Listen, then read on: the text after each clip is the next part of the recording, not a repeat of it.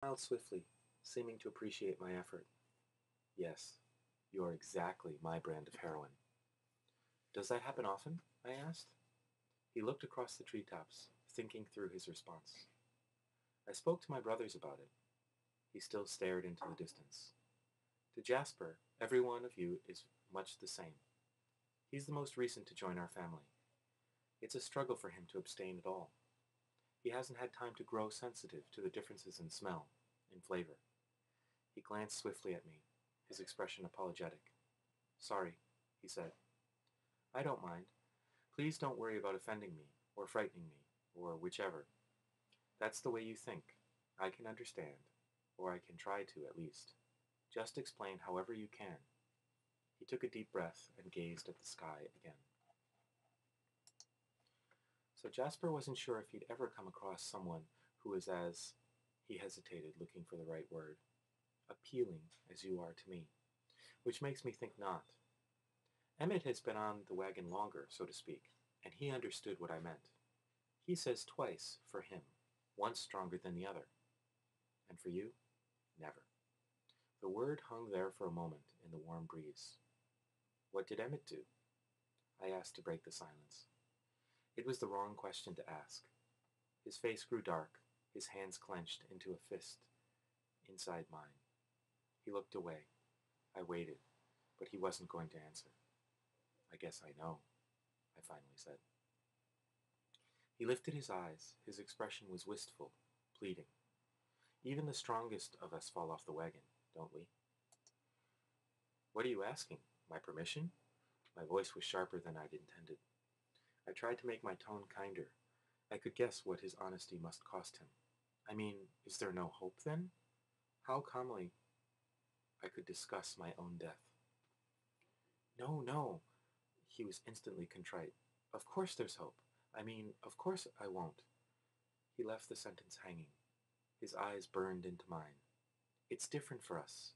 Emmett, these were strangers he happened across. It was a long time ago, and he wasn't as practiced, as careful as he is now. He fell silent and watched me intently as I thought it through. So if we'd met, oh, in a dark alley or something? I trailed off. It took everything I had not to jump up in the middle of that class full of children, and he stopped abruptly, looking away. When you walked past me, I could have ruined everything Carlyle has built for us, right then and there, if I hadn't been denying my thirst for the last, well, too many years. I wouldn't have been able to stop myself. He paused, scowling at the trees. He glanced at me grimly, both of us remembering. You must have thought I was possessed. I couldn't understand why, how you could hate me so quickly. To me, it was like you were some kind of demon summoned straight from my own personal hell to ruin me. The fragrance coming off your skin, I thought it would make me deranged that first day. In that 1 hour, I thought of 100 different ways to lure you from the room with me, to get you alone, and I fought them each back, thinking of my family, what I could do to them. I had to run out, to get away before I could speak the words that would make you follow. He looked up, then at my staggered expression as I tried to absorb his bitter memories. His golden eyes scorched under his lashes, hypnotic and deadly. You would have come, he promised. I tried to speak calmly. Without a doubt. He frowned down at his hands, releasing me from the force of his stare. And then, as I tried to rearrange my schedule in a pointless attempt to avoid you, you were there, in that close, warm little room. The scent was maddening. I so very nearly took you then. There was only one frail human there, so easily dealt with. I shivered in the warm sun, seeing my memories anew through his eyes, only now grasping the danger. Poor Miss Cope. I shivered again at how close I'd come to being inadvertently responsible for her death. But I resisted. I don't know how. I forced myself not to wait for you, not to follow you from the school. It was easier outside, when I couldn't smell you anymore, to think clearly, to make the right decision. I left the others near home. I was too ashamed to tell them how weak I was. They only knew something was very wrong. And then I went straight to Carlisle, at the at the hospital to tell him I was leaving. I stared in surprise. I traded cars with him. He had a full tank of gas, and I didn't want to stop. I didn't dare to go home to face Esme. She wouldn't have let me go without a scene. She would have tried to convince me that it wasn't necessary. By the next morning I was in Alaska. He sounded ashamed, as if admitting a great cowardice. I spent 2 days there with some old acquaintances, but I was homesick. I hated knowing I'd upset Esme and the rest of them, my adopted family. In the pure air of the mountains, it was hard to believe you were so irresistible. I convinced myself it was weak to run away. I dealt with temptation before, not of this magnitude, not even close, but I was strong. Who were you, an insignificant little girl, he grinned suddenly, to chase me from the place I wanted to be? So I came back. He stared off into space. I couldn't speak.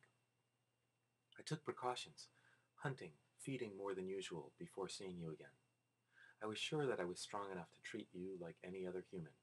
I was arrogant about it. It was unquestionably a complication that I couldn't simply read your thoughts to know what your reaction was to me.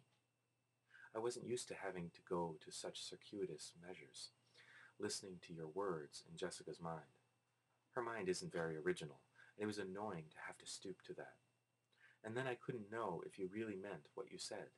It was all extremely irritating. He frowned at the memory.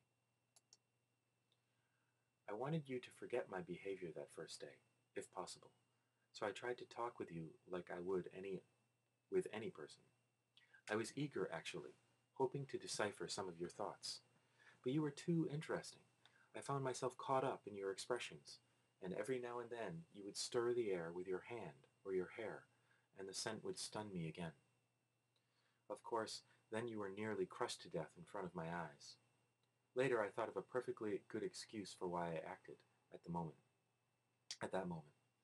Because if I hadn't saved you, if your blood had spilled there in front of me, I don't think I could have stopped myself from exposing us for what we are.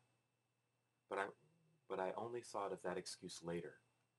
At the time, all I could think was, not her.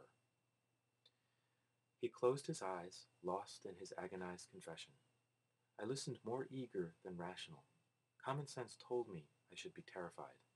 Instead, I was relieved to finally understand, and I was filled with compassion for his suffering, even now as he confessed his craving to take my life. I finally was able to speak, though my voice was faint. In the hospital? His eyes flashed up to mine. I was appalled. I couldn't believe I had put us in danger after all. Put myself in your power, you of all people, as if I needed another motive to kill you. We both flinched as the words came out. But it had the opposite effect, he continued quickly. I fought with Rosalie, Emmett, and Jasper when they suggested that now was the time. The worst fight we've ever had. Carlyle sided with me, and Alice. He grimaced when he said her name. I couldn't imagine why. Esme told me to do whatever I had to in order to stay. He shook his head indulgently. All that next day I eavesdropped on the minds of everyone you spoke to, shocked that you kept your word. I didn't understand you at all, but I knew that I couldn't become more involved with you. I did my very best to stay as far away as possible, and every day the perfume of your skin, your breath, your hair, it hit me as hard as the very first day. He met my eyes again, and they were surprisingly tender. And for all that, he continued, I'd have fared better if I had exposed us all that first moment than if now, here, with no witnesses and nothing to stop me, I were to hurt you. I was human enough to have to ask, why? Isabella. He pronounced my full name carefully, then playfully ruffled my hair with his free hand. A shock ran through my body at his casual touch. Bella, I couldn't live with myself if I ever hurt you. You don't know how it's tortured me. He looked down, ashamed again. The thought of you, still, white, cold. To never see you blush scarlet again. To never see that flash of intuition in your eyes. When you see through my pretenses, it would be unendurable.